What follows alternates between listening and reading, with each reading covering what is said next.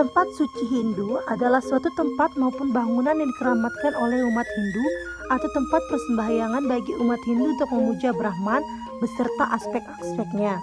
Di tanah Hindu, banyak kuil yang didedikasikan untuk dewa-dewi Hindu beserta inkarnasinya ke dunia atau awatara, seperti misalnya Rama dan Krishna. Di India, setiap kuil menitikberatkan pemujaan terhadap dewa-dewi tertentu, termasuk memuja Batara Rama, Batara Krishna sebagai utusan Tuhan untuk melindungi umat manusia. Tempat suci Hindu umumnya terletak di tempat-tempat yang dikelilingi oleh alam yang asri, seperti misalnya laut, pantai, gunung, gua, hutan, dan sebagainya. Namun, tak jarang ada tempat suci Hindu yang berada di kawasan perkotaan atau di dekat permukiman penduduk.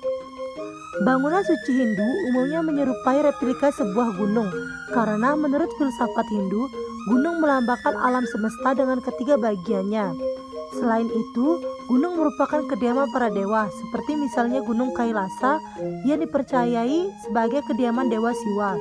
Selain menyerupai gunung, terdapat bangunan suci Hindu yang memiliki atap bertumpuk-tumpuk dan di Indonesia dikenal dengan istilah Meru. Meru merupakan lambang dari lapisan alam, mulai dari alam terendah sampai alam tertinggi.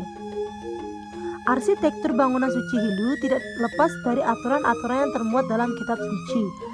Dalam pembangunan suatu tempat suci Hindu, arsitekturnya harus mengikuti apa yang termuat dalam sastra suci Hindu. Di Indonesia, selain terbentuk candi dan Meru, bangunan suci Hindu juga terbentuk kedong atau padmasana. Dalam bangunan suci Hindu, tidak jarang dijumpai relief atau pahatan, serta patung-patung yang berada di sekeliling areal suatu tempat suci. Umumnya, patung-patung tersebut melambangkan dewa-dewi yang muncul dalam sastra dan mitologi Hindu. Fungsi beberapa patung dalam pembangunan suci Hindu adalah sebagai hiasan atau simbol, karena bukan untuk disembah.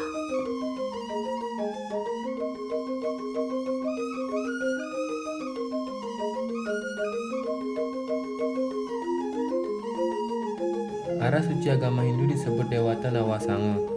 Dewa Iswara merupakan dewa penguasa arah timur.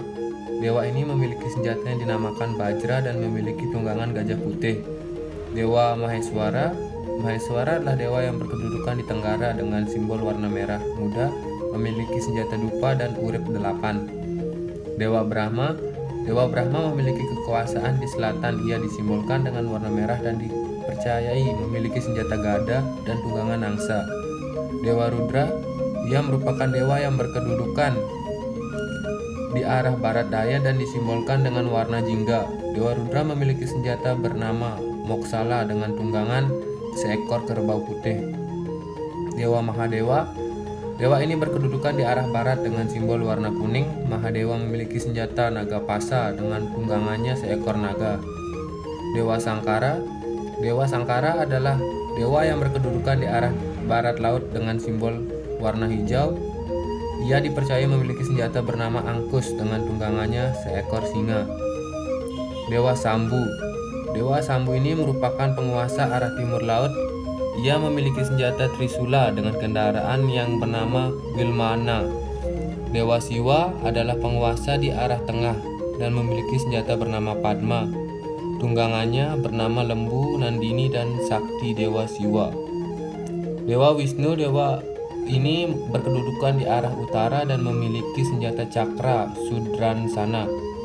Wisnu memiliki kendaraan bernama Garuda dengan saktinya Dewi Sri.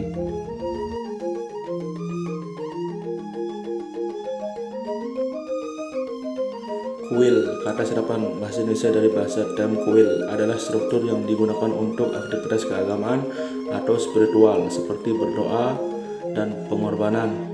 Atau ritus kuil terdiri dari kawasan suci yang ditentukan oleh pendeta atau augur. Satu kuil juga dikaitkan dengan rumah tempat tinggal dewa. Istilah dalam bahasa Latin Tempulum berasal dari sekitar abad ke-6 sebelum Masehi. Istilah Tempulum sendiri dikaitkan dengan rumah ibadah bangsa Romawi kuno, sedangkan dalam bahasa Indonesia istilah kuil berasal dari rumah ibadah bangsa Romawi, sedangkan dalam bahasa Indonesia istilah kuil berasal dari bahasa Tamil yang merujuk pada hubungan ibadah Hindu Selatan bergaya Drawida.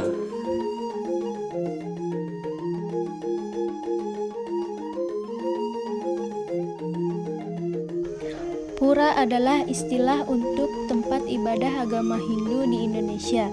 Pura di Indonesia terutama terkonsentrasi di Bali sebagai pulau yang mempunyai mayoritas penduduk penganut agama Hindu.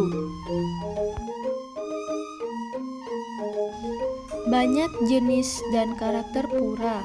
Seperti di desa adat terdapat berbagai bangunan dan pelinggih, di mana pura tersebut untuk memuja Tuhan dalam segala bentuk manifestasinya, dan ada juga untuk pemujaan kepada roh leluhur yang sudah disucikan. Umat Hindu sendiri memiliki beberapa tempat suci, mulai dari keluarga disebut Merajan, Pura Umum Kahyangan, dan Dangkayangan Jagat. Dalam pembangunan sebuah pura, kalau secara ideal konsep pembangunan pura harus memiliki 3 halaman yang disebut Tri Mandala. Tri artinya 3 dan Mandala artinya wilayah atau daerah. Bagian-bagian Tri Mandala ada Nista Mandala atau Jabesisi, terdapat area parkir, taman-taman bunga, dan kamar kecil. Madya Mandala terdapat wantilan, balenggong, balai kulkul, dan dapur. Utama Mandala atau jeroan merupakan zona atau wilayah paling suci di dalam pura. Di dalamnya terdapat pelinggih-pelinggih suci. Untuk memasuki wilayah ini, kita harus melewati Nista Mandala dan Madya Mandala.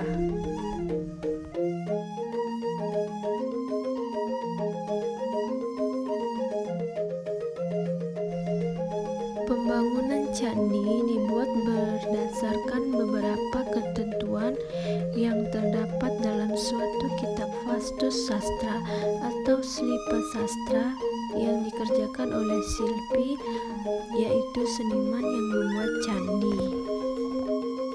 Salah satu bagian dari kitab Vastu Sastra adalah Mahasara yang berasal dari India Selatan. Kitab-kitab ini juga memberi pedoman mengenai pemilihan lokasi tempat candi akan dibangun. Berdasarkan bagian-bagiannya, bangunan candi terdiri atas 3 bagian penting, antara lain kaki candi, tubuh candi, dan atap candi. Kaki candi merupakan bagian bawah candi. Bagian ini melambangkan dunia bawah atau burloka, yaitu menggambarkan dunia hewan dan makhluk halus seperti iblis, raksasa, serta manusia biasa yang masih terikat nafsu.